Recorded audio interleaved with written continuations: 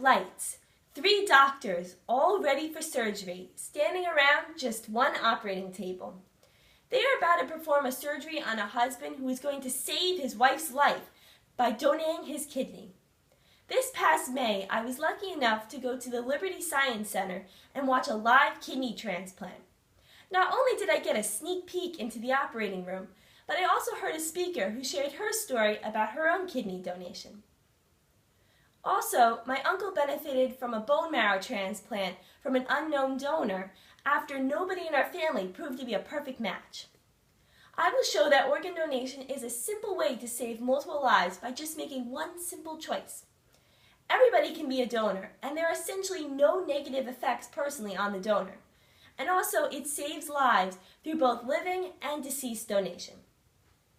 First, I'm going to talk about how everybody can be a donor and there really are no limitations. Then I'm going to talk about how it's a low risk factor for the donor. And finally, we're going to get into the benefits that you can have as being a live and a deceased organ donor. To be an organ donor, there are really no requirements. There are absolutely no age restrictions.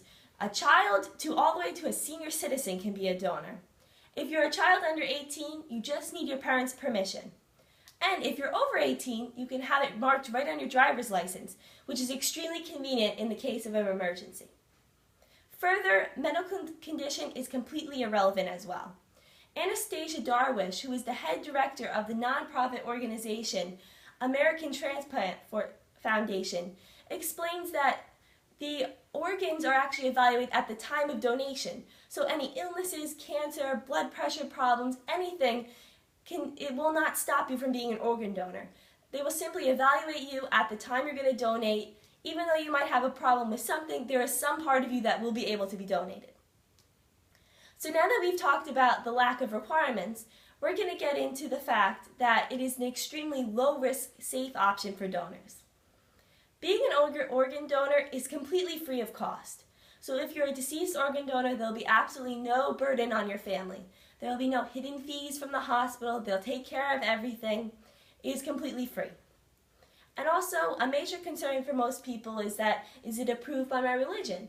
And actually, organ donation is approved by most major religions. And it's actually considered as something that is extremely generous and well supported. Also, another myth is that you might not have the same treatment as somebody by a doctor in a life or death situation if you're an organ donor. And this is completely false. In 2015, a nonprofit organization, Donate Life America, said that if you are sick or injured, it is the #1 priority of the doctor to save your life. They don't even know if you're going to be an organ donor. And the doctors who are on call to save you in that life and death situation are completely different than the doctors who are going to evaluate your organs for donation. So it's not even on their mind when they're trying to save you. So now that we've talked about how it's an extremely safe option, let's get into the benefits of being a live organ donor. So some of the things that you can donate as a live organ donor is your lung, liver, pancreas, and bone marrow. And your liver actually, they just take a piece out and your liver completely regrows, as well as your bone marrow. So you'll be fully functioning right after, a few weeks after the surgery, you'll be good as new. Also with your lung and pancreas, they just take a lobe out and your body can actually still function the same way even with that piece missing. And of course, the thing that comes to mind the most would be the kidney transplant. And this is actually the highest demanded transplant, and it has a waitlist time of 5 years. And so a concern that most people have is that if I donate a kidney, then I'm left with 1 kidney, and what if I have a problem? What if I have kidney failure or something, and then I need the transplant? So actually, quite a relief is that you'll be given priority on the wait list if you've already been an organ donor. So you'll be moved right to the top, and then you can get the organ donor, get the transplant quicker than anybody else. So there are about 6,000 live organ donations yearly. And this seems like a great number, but every 10 minutes a new name is added to the list, so there is still a huge demand for organs. So now that we've talked about the live donation, let's move on to being a deceased organ donor. When you're a deceased organ donor, the 3 main things that you can donate would be your tissues, organs, and your cornea.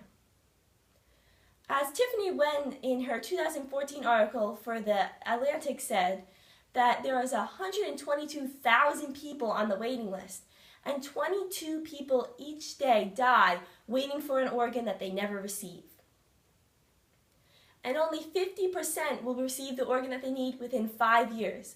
And during that 5-year waiting time, they're not living a typical standard of life as you and me. They are constantly having to be checked at the hospital. The quality of life is not equivalent to us. And so with each deceased organ donor can save 8 lives with just being an organ donor, and 50 lives if they choose to be a tissue organ donor as well, which would include tendons, bones, valves of the heart, things like that. And Organ Donor, which is a U.S. Department of Health 2015 resource website, talks about the importance of a corneal transplant, where there are 48,000 of those yearly. This is something that usually doesn't come to mind, but it's extremely important as it gives the gift of sight again back to people who have currently either lost it at birth or had some sort of eye disease and have lost their sight. So this is something that just by being a deceased organ donor, you could bring back someone's sight. And so only 40% of adult Americans are registered as donors, which seems like a good number, but then when you think that to donate your organ, you have to be perfectly matched with someone at the right time. So if there was more organ donors, it would increase the possibilities of finding that perfect match. So in conclusion, without any harm to the donor, everybody has the ability to be an organ donor and to save lives through organ donation. So next time you're filling out your driver's license, check yes to donate and save a life.